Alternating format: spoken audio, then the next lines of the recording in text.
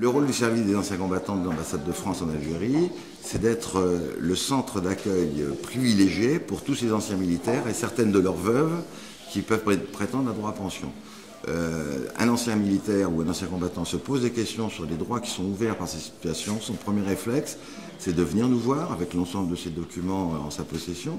Et il trouvera ici des agents arabophones pour la plupart des membres de notre équipe, qui seront à même de leur expliquer quels sont les droits ouverts de par ces services rendus, qui seront à même également de l'aider à effectuer les démarches auprès des bons services administratifs français avec lesquels nous travaillons, que ce soit dans le domaine des pensions militaires d'invalidité, que ce soit dans le domaine de reversion de pensions militaires de retraite, que ce soit dans le domaine de la prise en charge de soins médicaux gratuits ou encore d'action sociale.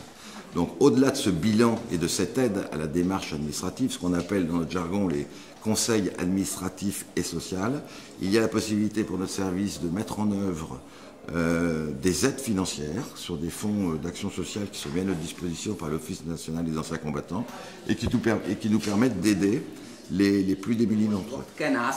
لا خدمت عام نعرف زدت 6 شهور زدت شهر. Ça fait 2 ans qu'il a fait la demande. Il n'a pas été pris en compte. Dater la demande à la date qu'il indique, même si je n'ai pas d'éléments. Ça va, Sidi. Ça va. Merci. Ça va.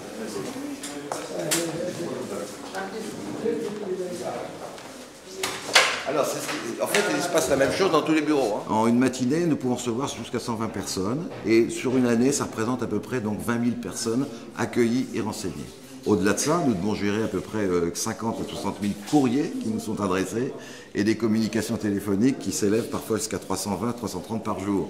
Donc vraiment, cette structure unique d'accueil, qui est maintenant la structure unique d'accueil réouverte en Algérie depuis le 15 octobre 2008, j'allais dire qu'elle était à la disposition de cette population, à la fois par l'accueil physique, mais aussi par la réponse aux courriers qui nous sont adressés et aux demandes de renseignements également qui nous sont adressées par téléphone.